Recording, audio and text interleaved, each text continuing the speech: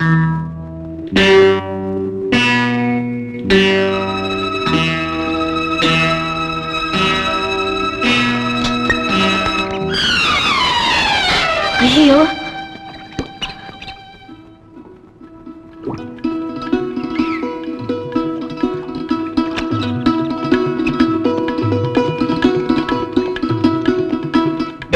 ఇవ్వను. నోరు వాయిలేని పెట్టని చంపే హక్కు మీకు ఎవరిచ్చారు? ఇది మళ్ళాంటి ప్రాణియేనండి.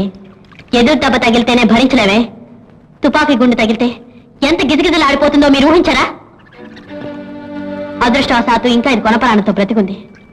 ప్రాణం పోయుంటే మీరు మీ గవర్నమెంట్ దీని ప్రాణం పోయగలరా? దెబ్బ తగిలిందామా? నువ్వు పుడుతున్నదా? ఇంకా నయో, ప్రాణం పోలేదు. పొద్దున ఎవడ మొహం చూసావో ఏమిటో.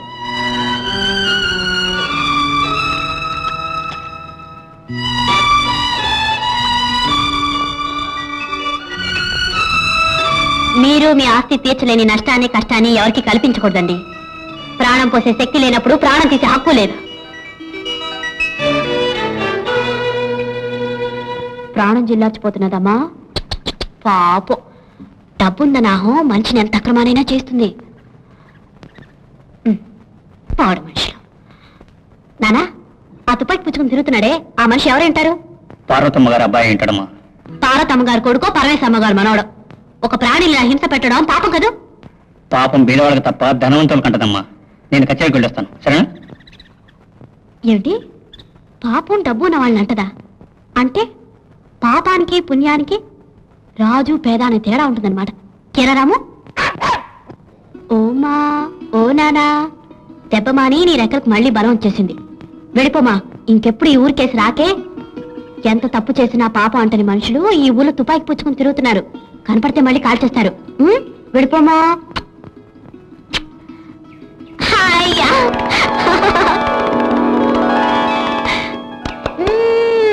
వెళ్ళిపోమా, మళ్ళీ ఊరికేసి రాకే.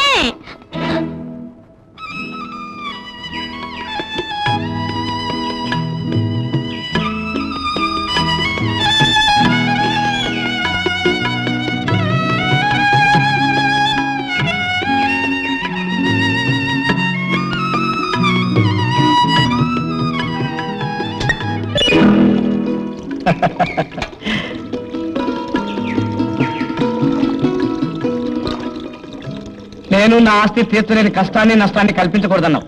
ఇది తీర్చగలిగిన కష్టము నష్టము కనుక ఈ పని చేశాను. ఇదిగో డబ్బు, దీంతో కొత్త కొండ కొనుక్కో.